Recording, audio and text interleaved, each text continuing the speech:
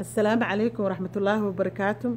أنا زينب محمد حاجي زينب لبدقح waxaan salaamayaa dhammaan shacabka Soomaaliyeed meel kasta ee dunida dacaladeeda kaga nool yihiin maanta ay tahay bishii 13keedii sanadka 2018 waxaan idinka soo salaamayaa magaalada Edmonton Alberta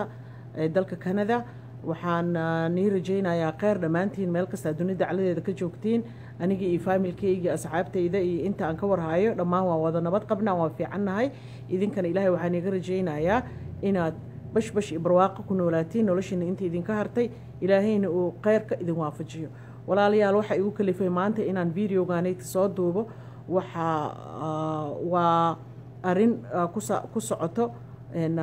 heesihii aan ku jiri jiray iyo shaqadii aan hayn jiray inta muddo 4 sano ka hor walaalayaal sidaad uga warhaysiinba waataan aniga ku shaqayn jiray heesaha iyo aan ku jiri jiray hase yeeshee waxaan idin sheegayo idin ogeysiinayaa inaan heesihii ka baxay July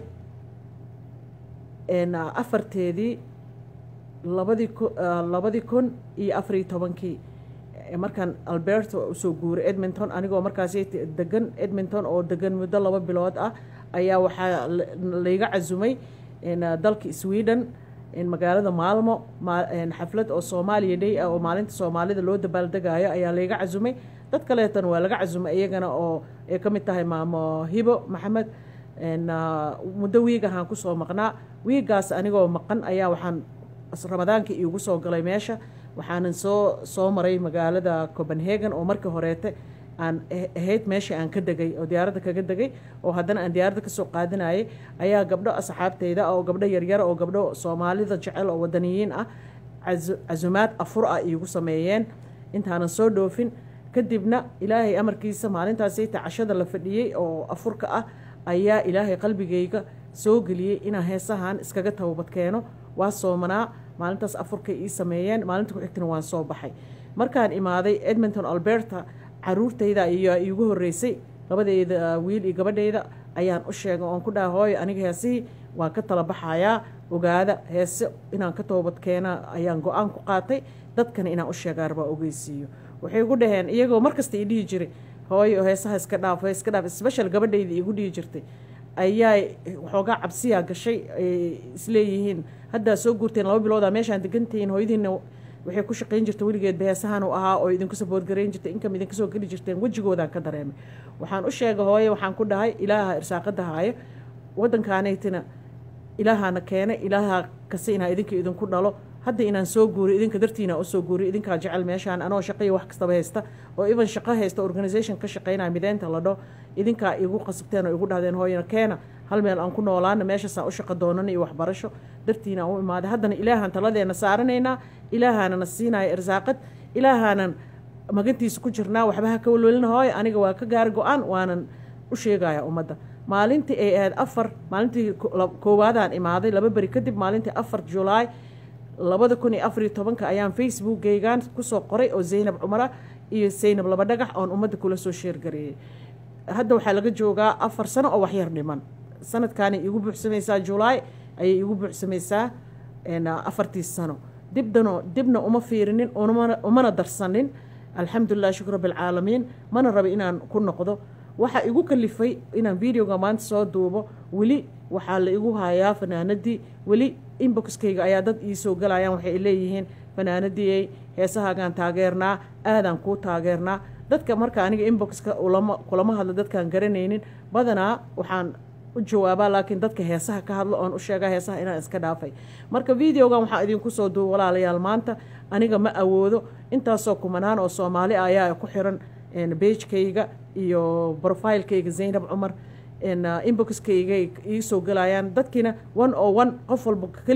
walba kali uguma sheegi karo waxaan idinka codsanayaa oo idin sheegayaa walaalayaal heesaha dadkii iga download gareystay oo gashaday akaano oo viewers iyo waxaas ku raadinayay waqtigii way dhamaatay oo Zeynab Maxamed Xaaji Zeynab Labadhagax waqtigii heesahii way ka hartay dad fiirsanaya iyo viewerskana wax ay idin taraysa male viewers intii hore aad soo hesheen waa soo hesheen dadka markaynan active ahayn ee businesska ku jirin oo iyaga ee markaas ay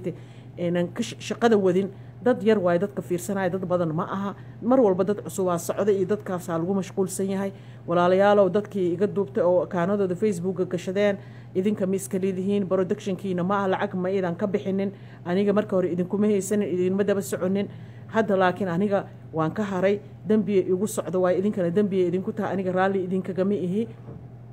teeda kale maxaa la dhahaa ma rabo inaan aniga dacwo soo furo oo facebooka youtube-ka I mean intaan aan la xiriiro aan account by account aan aniga soo report gareeyo oon dhaho waxay ugu haystaan aniga heesahayga meeshii ugu haystaan ana raalli kama ihi idinkana productionkiina ma aha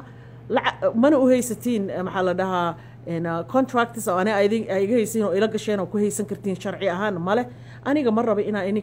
aniga aan isku wareerno oo anigana aan ku mashquulo idinkana waxa ilaahayba raali ka ahayn qofkii lahaana uu ka toobadkeena uu raali ka ahayn aa meesha ku haysatiin dadkiina shacabkiina lagu marana abaabiyo ee weli u haystaan inaa aniga weli aan ku jiro anigana iima roona idinkana idiinma roona marka walaalayaalo waxaa idinka codsanayaa inaa videoyaashaydii aa meesha ku download garaysateen aniga laba dhagax muusigaan qabi jiray account youtube ah waan iska diliid garay laakiin kuwa idinka qaadateen ayaa weli meelaha yaallo ummaddiina ay weli u haysataa marka shacabka soomaaliyeed meel kastaa dunida dacladeeda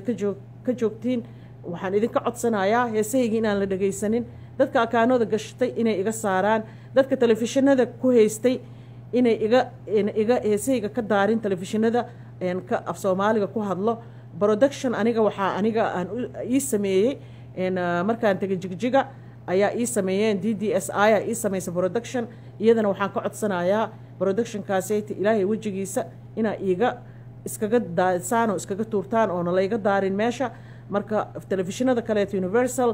home cable iyo kuwo kaloo badan kulli waa ka wada codsaday marka walaalayaalow codsiga waa codsi ilaahay wejigiisa ah ilaahay wejigiisa idinka codsanayaa ma rabo maalin walba dad inay isoo dhahaan fanaanadii heesahagaan taageernaa inay iisoo galaan inboxkayga inay facebookayga korka igu soo qoraan in wax aan ka tagay anigoo ilaahay wejigiisa ugu tagay laysoo xasuusiyey maalin walba ummad kaleetana lagu maran habaabiyo ma fiicna waa idinka codsanayaa haddaad tihiin dad muslimiin ah oo dad soomaali ah walaalahay ah codsigayga iga aqbala igana titira maxaa la dhahay aniga hooyo soomaaliyeed oo ciyaal korsato oo ganacsataha ahay maanta maxaa la dhahay dib dambana uguma noqonayo heesa dib dambana uma fiirinayo idinkana ka toobadkeena inaa heesahayga dhagaysatiin dadka meelaha ku haystana iga titira wassalaamu calaykum waraxmatullaahi wabarakaatu walaalahay ayaa tihiin waxaan rajaynayaa annagoo dadka youtubeyada gashadeen oo qaateen meelaha ka qaateen berigii hore annagoo isku rafaadin oo youtubeye iyo codsiyo aana u qoranin inaad iga titirtiin oo codsigayga ii yeeshiin waa mahadsantihiin walaalahay ayaa tihiin ilaahay khayr ha badan ha idin siiyo intii dembi ku jirtana ilaahay dembigooda ha cafiyo maxaa la dhahay kulligeena ilaahay hana wada barakeeyo waani jeclaha waani salaamaya dhammaan wassalaamu calaykum waraxmatullaahi wabarakaatu